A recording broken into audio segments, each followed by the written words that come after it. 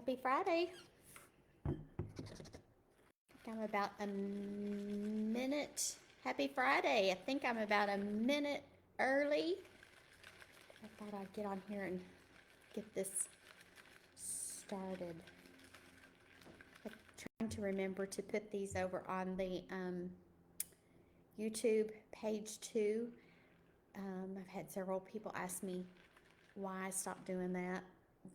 Apparently they can't see them on our Facebook group, but they watch for them on the YouTube. I'm not sure exactly how that works, but anyway, I don't know how to edit videos and I don't have any time. Sorry about that. That's my work phone. I don't know how to edit videos, and so there's always when I save them over to YouTube, there's always this pause while I'm waiting for people to come in, and I have had I've had a few people comment on YouTube and say, "Why do you do that?" Well, on the Facebook group, I'm waiting on people to let me know that they could actually hear me, so I don't go through this whole process of talking only to find out that it didn't work. So, I'm also battling the sniffles today, so if I sound stopped up, just please forgive me. I think it's seasonal allergies. I just started sneezing like crazy. So if I stop and sneeze in the middle of this, I have my tissues handy. So I'll apologize in advance. So I see some of you are here. Would somebody comment and let me know if you can hear before I get started on the chapter 2 review? Okay, it says there are 3 comments, but for some reason it's not letting me see them. I don't know. I don't understand what's going on here. There you are. Okay, now I see them. I don't know why it did it that way. Okay. You know what? I'm going to try. This works out better when I follow the comments on my phone. So let me see if I can get this. It says there are. I don't want to hear me. I just want to see the. There we go. Okay. Now I can see y'all too. Let's see if I can get this to. I gotta get something proper. I'm so not organized. I'm gonna get yelled at on YouTube. I'm so sorry. I'm not a professional. I know people do this for a living and they're really good at it. I don't, and I'm not. So it is what it is. Okay, chapter 2.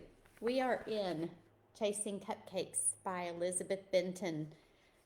We're starting chapter 2 today, and this is our second time through this. So a good bowl of chicken noodle soup. Oh, I may have to have that for dinner tonight. I'm pretty sure it's allergies. I don't have fever. I don't feel bad. I have been working all day, and I just can't stop sneezing, and so I have that stuffed up sound, but we may have that. But before I get into Chasing Cupcakes, let me tell y'all.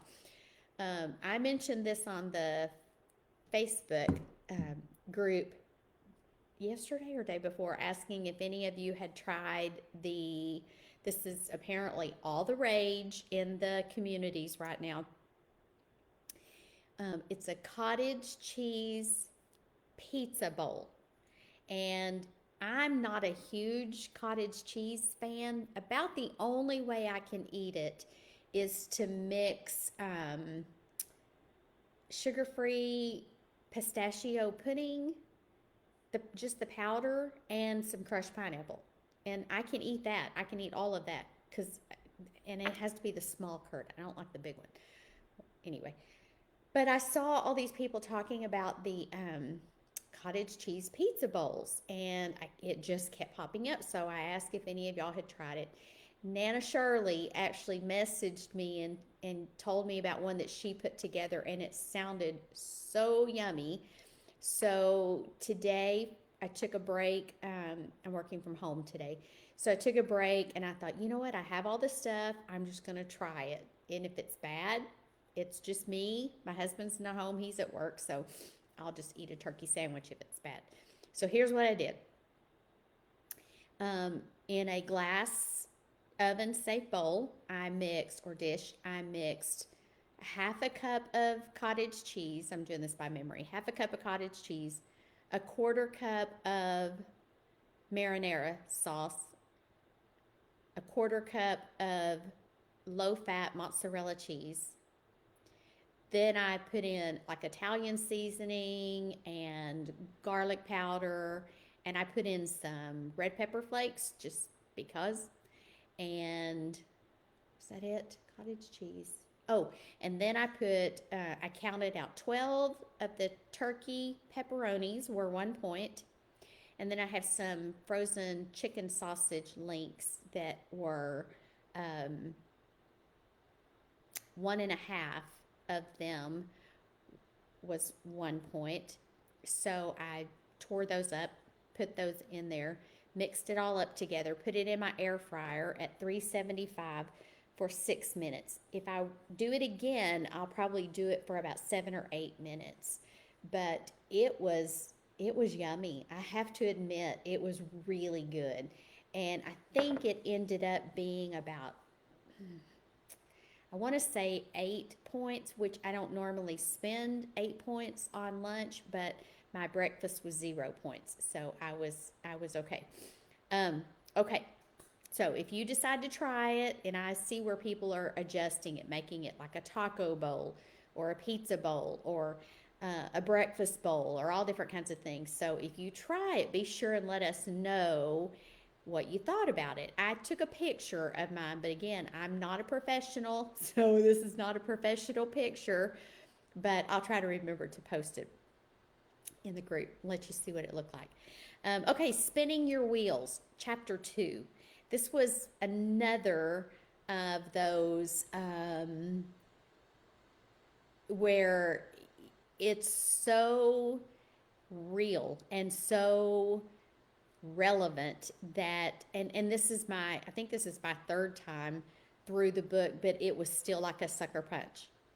And this probably, of all the chapters in the book, this one defines me personally the most, I think, the most accurately. But I'm working on it. I'm trying to change that. Okay. Sometimes we fail so slowly, we think we are succeeding. I had to read that a couple of times the first time I read the book through, but when I got into the chapter, it just became so crystal clear what she's talking about. Often we judge ourselves based on our intentions instead of holding ourselves accountable to our results. We know what intentions. The road to hell is paved with good intentions. We think about what we want because we have the desire to change and we plan to change. So we give ourselves credit even when our efforts aren't producing results. How many times have we, and I'm not talking to you, I'm talking to me. Well, actually, I'm talking to us because I think so many of us are in this together. How many times have we bought a book on dieting or gathered all of our Weight Watchers books out and knocked the dust off of them, or reinstalled the app, or went and found a whole new host of YouTube pages to follow, or new podcast, or we watch a documentary and we gather all of this knowledge, and so we think, or we convince ourselves that we're making change, when in reality all we're doing is assembling and gathering tools and knowledge, but we're not actually doing anything, if that makes sense. It's not enough to think about it. We can't just think, we have to do. We can't just learn, we have to implement. I could, I think most of you know, um, my other job, the one that I get paid for, is I'm a litigation paralegal. So my job is to gather all of the evidence that's in a case, all of the documents, all of the photographs, all of the correspondence, all of the contracts. I have to identify who the witnesses are. I have to gather statements. I gather. I'm a gatherer. I get all of this together. But if we never take that knowledge and apply it to making the lawsuit effective or productive, we haven't done anything except gather boxes of information. We have to apply the information to make it productive. That's what she's talking about here. Moving to page 56, she tells the story about the taxpayer at the city council meeting where he's asking them about the results. You know, why aren't you doing something about this situation? And they said, oh, we're applying all kinds of funds to to that situation. And he said, well, as a business person, I don't really care how much money you're spending to make a difference. What I want to know is, what are the results of the money that you're spending? Going to Weight Watchers, or you could watch the, what are they called? Not the Zoom meetings. What do they call them? Virtual. You could watch 4 virtual Weight Watchers meetings a day, 7 days a week, and gain weight. Why? You're getting all kinds of knowledge from there, and you're sharing with one another, and you're commiserating with each other. But if you don't apply it and actually implement the changes in your life, it's not going to make any change. When you're trying to create change, it's not time to argue for how hard you're trying, how far you've come, how much better you are than you used to be. Well, I used to eat a whole lot worse than I do now. Well, that doesn't mean you're eating good now. It just means you're not eating as bad. Is that good? Yes, it's good that you're not eating as bad as you were before, but if there's still room for progress, don't rest on your laurels. Keep moving forward. She says on page 57, stay closely connected to what matters most. Is it working? And if it's not working, what do you need to do to make it work? For instance, a lot of people get caught up on, carbs. A lot of people will say, in order to lose weight, you're going to have to cut the carbs out of your diet. Well, that may or may not be true. Some people, for whatever reason, I don't understand all of the science. I'm not a science major. But some people do have to be very conscious and sometimes limit the amount of carbohydrates that they eat. And what that should mean is they have to limit the simple carbohydrates. But that doesn't mean everybody has to. Well, how do you know if you're going to have to or not? Well, is what you're doing working? If it's not, then you might want to try tweaking something. You may be able to eat unlimited amounts of fruit. If you're eating a lot of fruit and you're still losing, or if you're maintaining and that's your goal, then great, you're in good shape. But if you're eating a lot of fruit and you're not losing or you're not maintaining, that may be an area that you want to look at. Don't continue to waste time and energy justifying or validating your lack of progress. Simply change something. Um, we do easily and often justify our lack of progress. How do we do that? Well, we say things like I said just a minute ago. Well, I eat a lot better than I used to. Okay, that's good. That's a good thing. Keep going. Keep eating better. How about, well, I didn't eat the whole cake. Okay, that's good. But how about next time you eat less than you ate this time? Don't rest on that um, lack of progress as, well, it could have been a whole lot worse. Does that make sense? It's just easy for us to justify to ourselves and to others less than our best effort by saying, well, at least I tried. Okay, trying is good, doing is even better.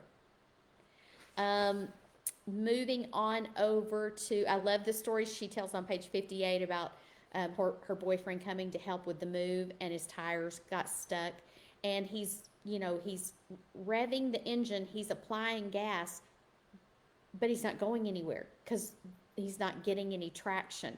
And I remember reading that thinking, oh my gracious, that's what we do. We keep, well, I'll go to more virtual meetings. Okay, they're not going to do any good until you get some traction. Um, I will exercise more. Okay, but you got to get some traction with your diet. You can't out exercise a bad diet, it won't work. I promise you. I don't know anyone. I know a lot of people who exercise a lot and started making serious improvements in their body. And we need to exercise, especially as we age. It's not only good for our bone health and our muscles, but it's almost, it should just almost be a necessity. Um, but if we exercise all the time, but we don't eat good the majority of the time, we're just building muscles underneath this layer of fat that we'll never be able to see those beautiful muscles.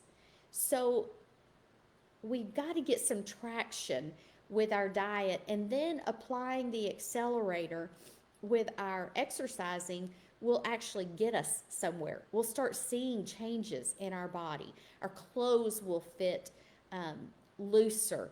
Our joints will hurt less. Our stamina will be stronger. But if we don't change the way we eat and we just keep doing, eating all the things and treating every day like it was a holiday, then we're just revving that engine, but our tires aren't touching the pavement, so we're not ever getting anywhere. I think that's why so many of us, year after year after year, start January 1 with, this is going to be the year that I make the change. And that's possible, and I applaud us for not giving up, but until we change, there won't be a change. Okay, she says if points were awarded for effort, her boyfriend might get points for progress.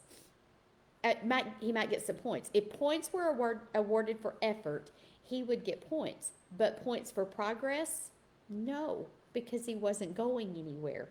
You can keep up the effort, but if you aren't going anywhere, you won't get anywhere. I think that's where we often find ourselves. Agree?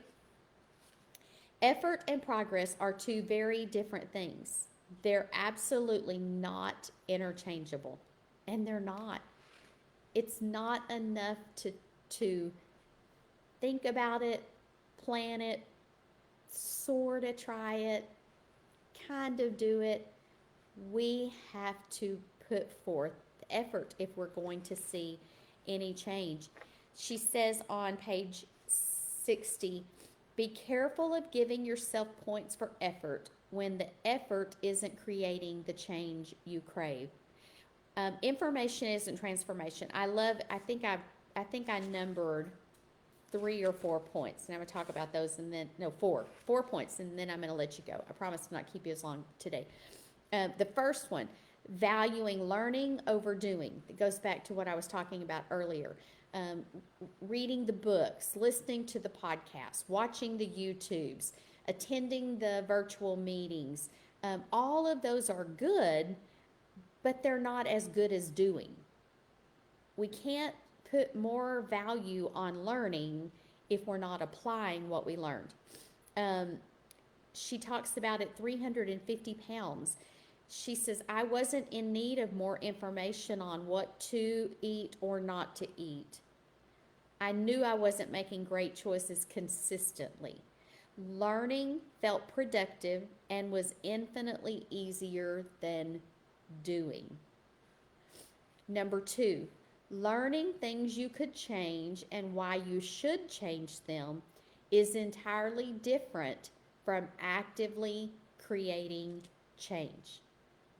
Don't think about it. Don't learn about it. Do it. You can choose today and every day in your next moment to practice living what you know and learning from doing instead of accumulating more information. She says we act like, oh my goodness, this was so, y'all, this hit home. I know this person. We act like we're confused and overwhelmed, when in reality, we're just not taking action. That's where most of our best answers will come from, our own action. Have you ever felt guilty of that? I just can't do it. It's too much. I don't know. I'm confused. I'm overwhelmed. I don't know what to do. There's too many different opinions. There's too many plans. There's too many programs. So I'm just not going to do anything. I'm just going to order a pizza and kick back and eat the whole thing. Well, that doesn't do anything except make us even worse off than we were before we started learning. So I think if we could just focus on what we know and do it. Don't try to learn more, just do what we know. Number 3, knowing what to do doesn't help at all when you have a habit of justifying why today isn't the day to do the work. Convincing yourself that tomorrow holds some promise today doesn't. There is no magic in tomorrow. There is no magic in Monday or January 1st. The magic and the power is in today. Just today. I'm trying to follow y'all. I can't tell if my phone is going up or... okay, here we go.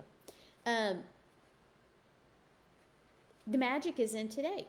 I think I told you last week, one of my favorite scriptures is in Lamentations, and it talks about God's faithfulness, and it says, morning by morning, new mercies I see. I get grace for today. He doesn't give me any for tomorrow, only what I need for today. Well, I think the power to change is the same thing. I don't have power to change tomorrow. Why? Because tomorrow's not promised to me. So why wait until tomorrow? Apply what we know today and do it. It's not about how much you know, it's about what you consistently do. And then number 4, she says all this information can backfire. Learning feels productive.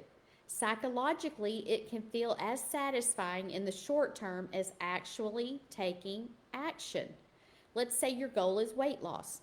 When you listen to a podcast on weight loss, you feel like you've done something good for your health. You feel motivated. You feel informed. You prioritized learning.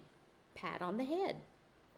But if you haven't done anything with what you learned, if you haven't taken action that moves you toward the change you want, what you're feeling is a false sense of accomplishment that will actually hold you back from true progress.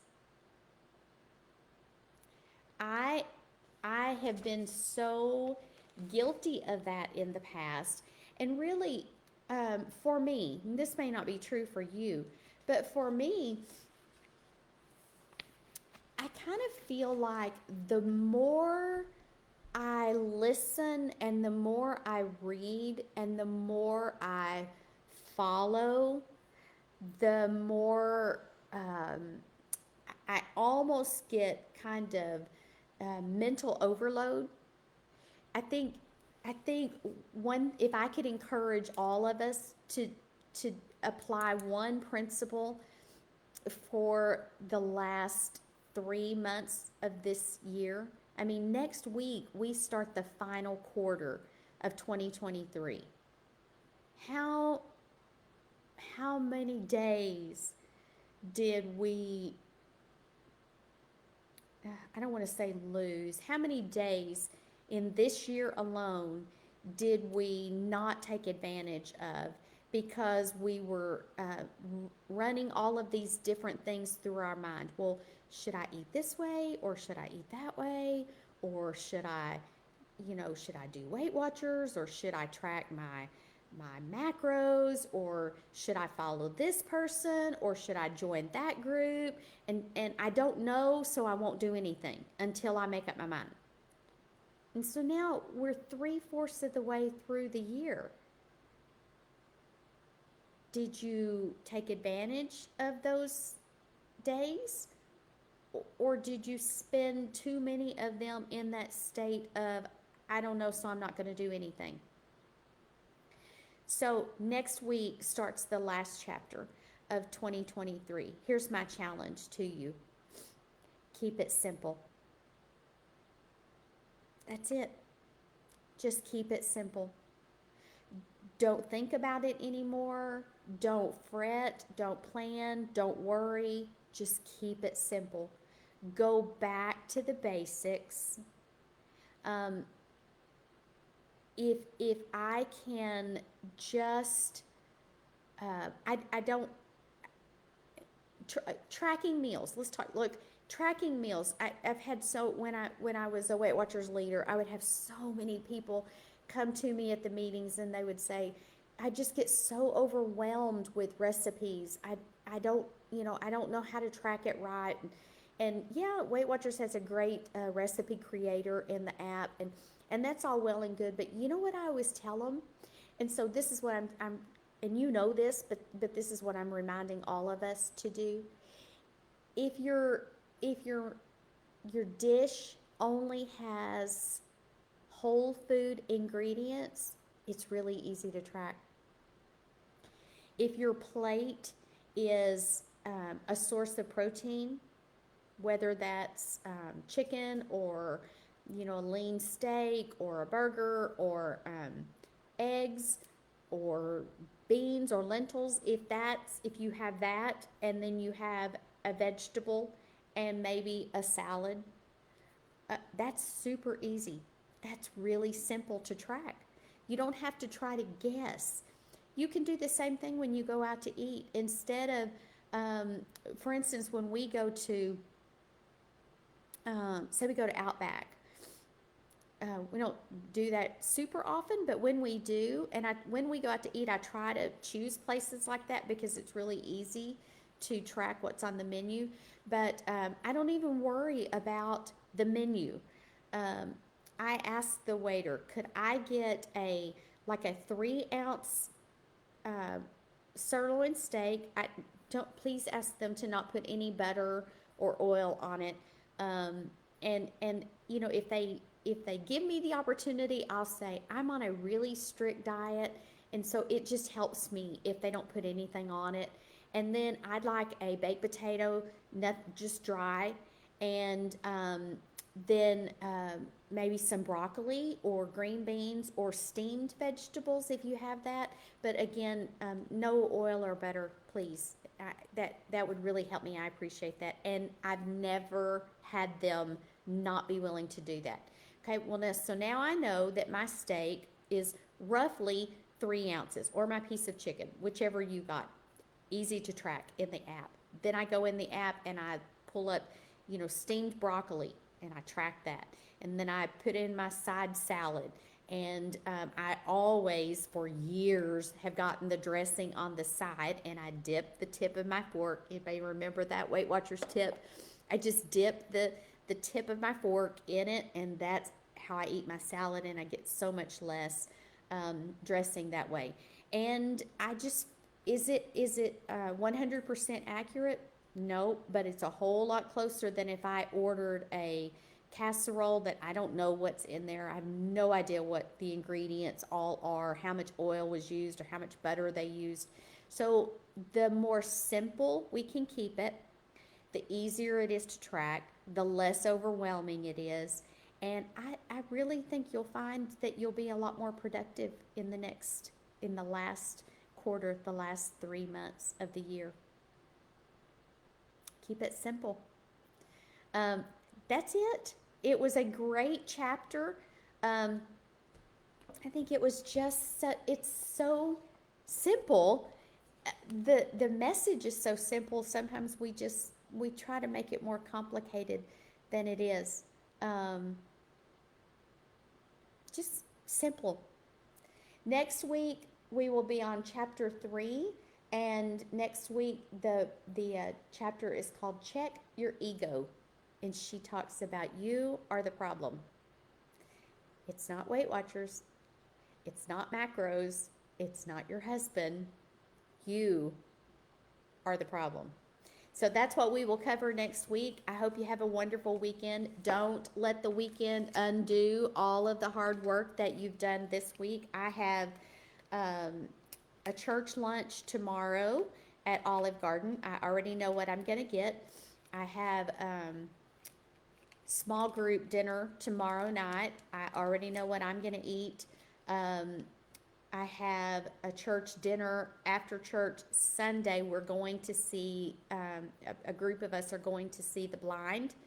And we're going to eat before we go. And I'm going to keep it simple.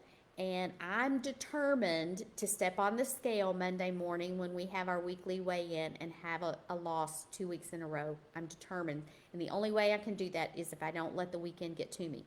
So I'm going to be drinking my water and simple meals. All right? I hope you have a wonderful weekend. Do something good for yourself and for those you love. And smile at a stranger. My word, this world needs kindness. And we just need to be nice to each other. All right? I love you all, and I will see you on the board. Bye, everyone.